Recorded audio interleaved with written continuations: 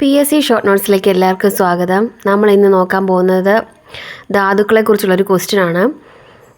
തന്നിരിക്കുന്നവയിൽ ധാതുക്കളെ തിരിച്ചറിയാൻ സഹായിക്കുന്ന ഘടകങ്ങൾ ഏതെല്ലാം എന്നാണ് ഈ ക്വസ്റ്റ്യൻ. ഓപ്ഷൻസ്: ഭൗതിക സവിശേഷതകൾ, ജൈവിക സവിശേഷതകൾ, രാസിക സവിശേഷതകൾ, വീക്ഷണ സവിശേഷതകൾ എന്നിവയാണ്.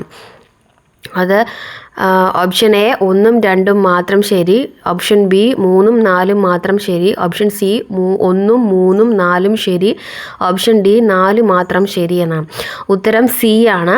1ഉം 3ഉം 4ഉം ആണ് ശരി. ജൈവിക സവിശേഷതകൾ ഇതിനകത്ത് വരുന്നില്ല. ധാതുക്കളെ തിരിച്ചറിയാൻ വേണ്ടിയിട്ട് നമുക്ക് ജൈവിക സവിശേഷതകൾ കൊണ്ട് പറ്റില്ല. അപ്പോൾ ഇനി ധാതുക്കളെക്കുറിച്ച് ഉള്ള കുറച്ച് പോയിന്റുകൾ നമുക്ക് നോക്കാം. ഒരു ധാതുവിൻ്റെ ബാഹ്യരൂപം കാഴ്ചയിൽ ഏത് ആകൃതിയിൽ ഇരിക്കുന്നു എന്നതാണ് ബാഹ്യ പരൽരൂപം അഥവാ ക്രിസ്റ്റലീയ രൂപം എന്നതുകൊണ്ട് ഉദ്ദേശിക്കുന്നത്.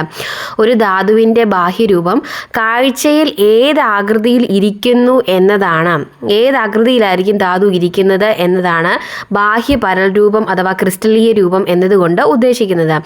അടുത്തത്, ഒരു ധാതുവിൻ്റെ ആകൃതിയെ നിർണ്ണയിക്കുന്നത് അതിൻ്റെ തന്മാത്രകളുടെ ആന്തരിക ക്രമീകരണമാണ്. ഒരു ധാതുവിന് ഒരു ആകൃതി ഉണ്ടാവണമെങ്കിൽ അല്ലെങ്കിൽ ആകൃതിയെ നിർണ്ണയിക്കുന്നത് അല്ലെങ്കിൽ തീരുമാനിക്കുന്നത് അതിൻ്റെ തന്മാത്രകളുടെ ആന്തരിക ക്രമീകരണമാണ്. മാഗ്മയിൽ നിന്ന് നേരിട്ട് രൂപം കൊള്ളുന്ന ധാതുക്കളാണ് ഏതൊക്കെയാണ്? ക്വാർട്സ്, ഫെൽഡ്സ്പർ, ആംഫിബോൾ, ബയോട്ട്, ഒലിവിൻ തുടങ്ങിയവയാണ് മാഗ്മയിൽ നിന്ന് നേരിട്ട് രൂപം കൊള്ളുന്ന ധാതുക്കൾ.